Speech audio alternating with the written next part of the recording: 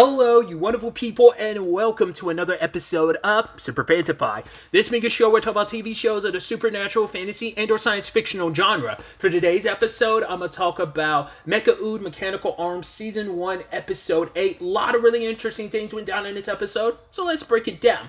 So first and foremost, we're picking up where the last episode left off, and Togo has shown up, and he not only took Alma and bound him, he also took June too, because he was saying like, right, this was like an order by June's brother.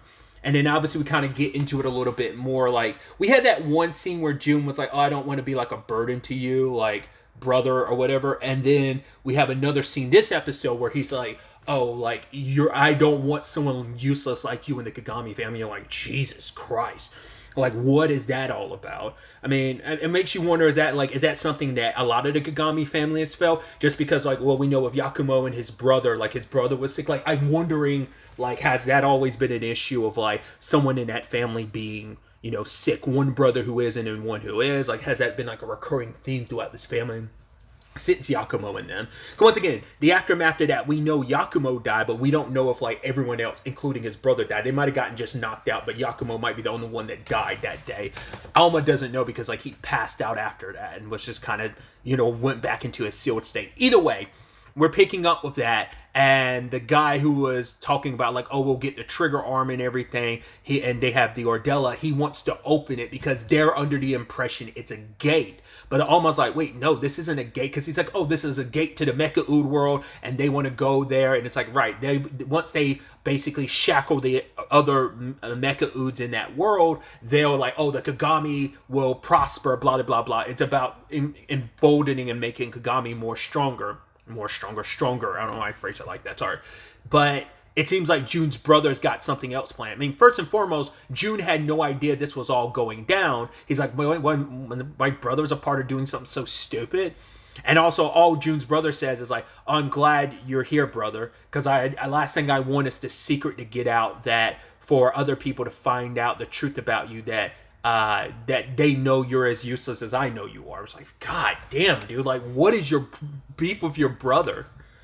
Like, you're the older brother. Everything would have gone to you, so it can't be animosity because he's, like, the true chosen one. I mean, well, I'd say that, but it could be, like, he might be, like, in an effed up sense, he might be a bastard child in the regards of, like, one of his parents might be a Kagami, but the other one was like of a lower hanging birth or whatever. So maybe June has more legitimacy to the presidency of the company or something. Like, maybe that's also why he holds such animosity. So I was like, that could be it, because it could be, I think of, like I said, he's only like, I mean, we haven't touched on, like, their parents at all, so I don't know if there's going to be anything with that at all, but I don't know.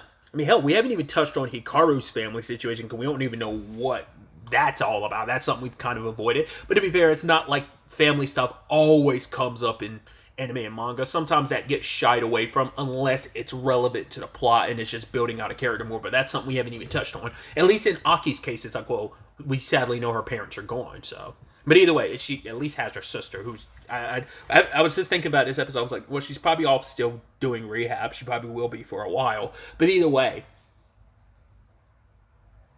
But yeah, like, all of this was for the purposes of unlocking the Ordella, but no one else knew the truth about it except for June's brother, who was like, oh no, what are you talking about? This is what I wanted to happen. They used Alma to activate the Ordella, and they're like, whoa, wait, it's a giant Mecha-Ude? What's going on? It's like, no, this is exactly what was supposed to go down. But then we had Togo take June away from there when things kind of erupted. The Ordella ended up, like, increasing in size. It's freezing everything in sight, summoning up ice. And Togo, like, ended up taking June, and he's like, yo, it's up to you to settle things with your brother. I'm like, so are you part of the Kagami group?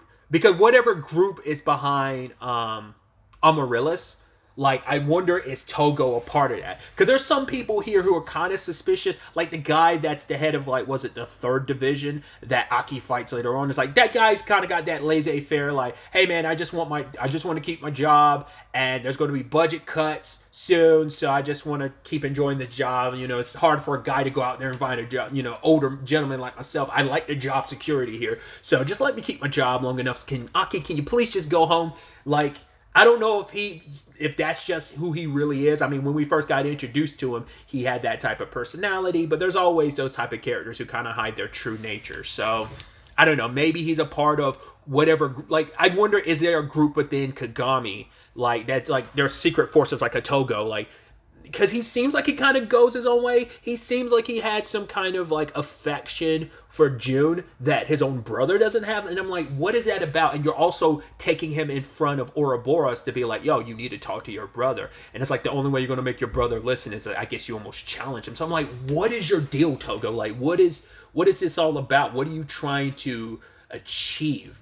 Like, you seem like you're fine with everything. It doesn't seem like any of this is a shock to you. It just feels like you're moving pieces on a board, and I just don't know what his end goal is. So that's why I feel like this other group, this mysterious group we know nothing about, like I said, that Amaryllis was connected to, I don't know if Togo's going to end up secretly being like, I don't know if he's going to secretly be the leader. I don't know if this is going to be if you're familiar with Naruto, without spoiling it, if this is going to be a Toby situation with Naruto, that there was, if you know Toby's situation, what that ended up ultimately being, I wonder if Togo plays like a similar role or not. I kind of also wondered the same thing about the leader of the arms group, because he saw like their communications getting shut down and he didn't say anything, he just took off. So I'm like, what do you know that you're not letting everyone know? I wonder if there's some connection between him and June's brother. Like, I don't know. Because like when stuff was popping off, it seemed like stuff didn't go fully the way June's brother wanted him to. So he just kind of takes off and we have no idea where he went.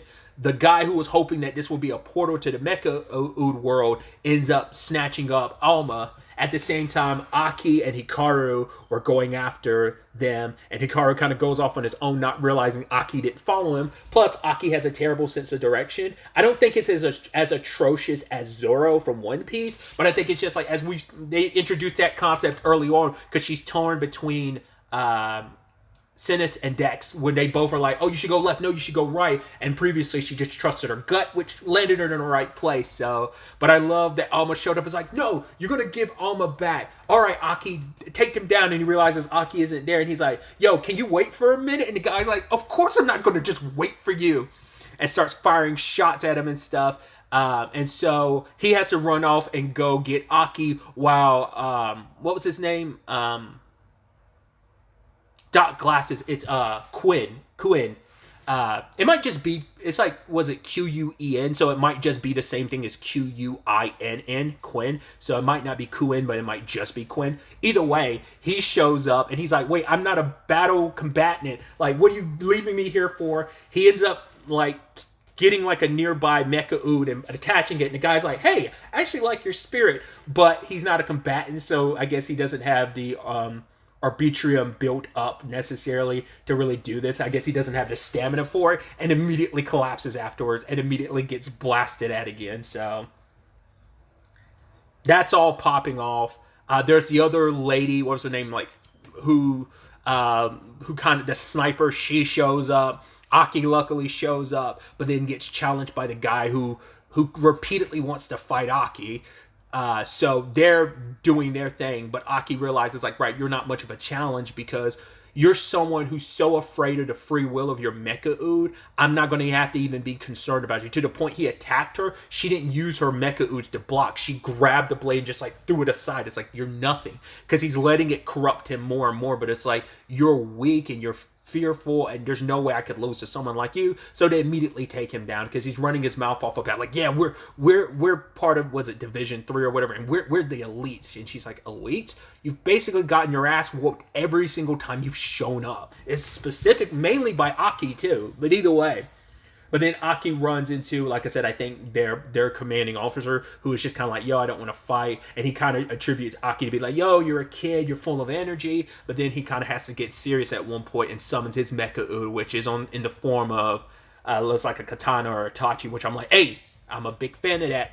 Those are my favorite type of swords. So you're winning me over. Plus you add in that kind of like calm but also annoying energy he gives off of, like, he's so, hey, like, so belittling Aki because he's got, you're a kid, but then he looked at the watch, he's like, I've done what I was needed to, what I'm getting paid for, so why work more than I have to? Literally did the same thing last time and takes off.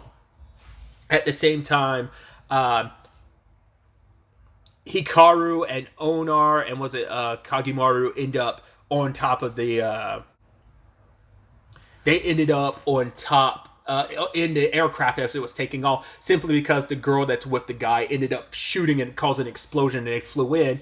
Onar gets knocked out, and it's up to Hikaru by himself to get to Alma. And he's like, right, Alma's my partner. I'm going to see this through. He's like, this has everything to do with me. And I love that Kagimaru, like, blinds the guy. He was like, oh, blinding attack or something like that. Covered his, or darkness attack or something. Covered his face. And then Owner's waking up being like, wait, what's going on? Yeah, because I forgot the girl that's a part of ARM showed up with the big dude that I'm terrible with names, so I'm sorry, but I'll just describing people as the descriptors. But the guy that Aki fought a few episodes back, who used multiple Mecha-Udes at once and kind of like collapsed from it, he's showing up, and she's like, yeah, I think he kind of likes me. And I'm like, is that just going to be the whole thing? Are we just going to rehabilitate former Kagami people and have them join ARMS? I mean, Onar didn't really do it because he wanted to. It was more like Kagimaru is like dragging him around, being like, yo, we have to be apologetic, we have to do what we can to repay